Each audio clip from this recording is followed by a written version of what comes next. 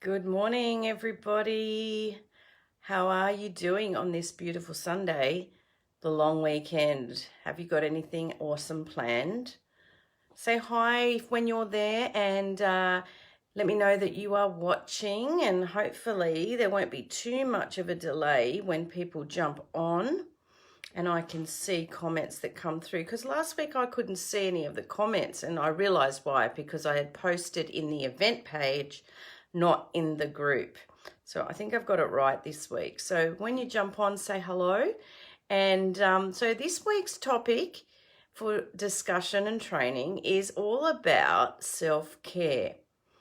And I've been posting a little bit about this throughout the week. And what I could see is that a lot of people in this group have actually got doing quite well with this, which is awesome. And I think that the idea about looking after ourselves, that's a selfish thing or not a good thing, is slowly diminishing, which is excellent, because we really need to make sure that we do have self-care as part of what we do. Why is it important? Because what we do when we,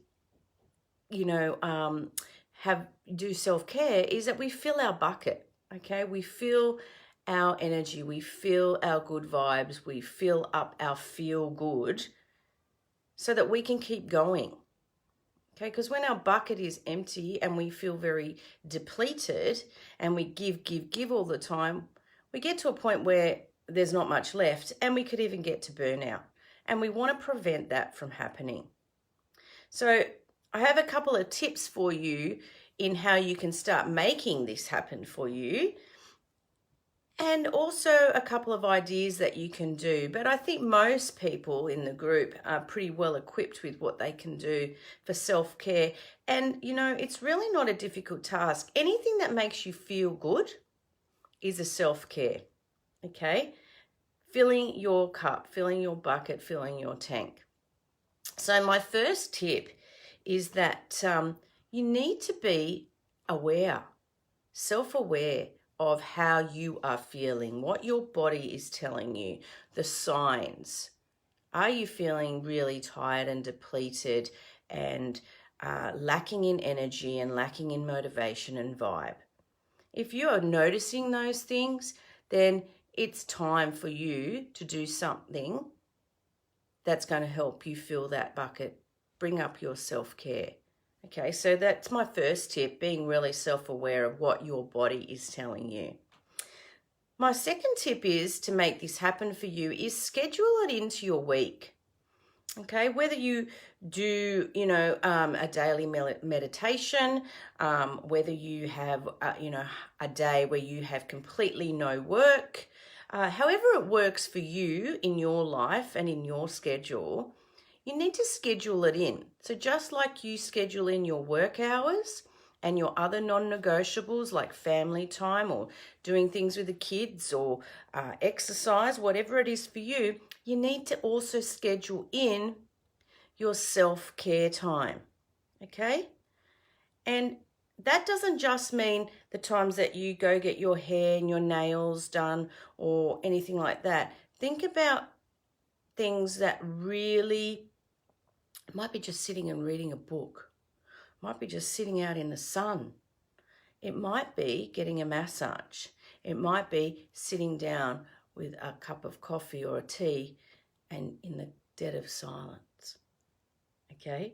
So whatever the self-care tip for self-care is, that the activity for you, make sure you schedule it in, okay?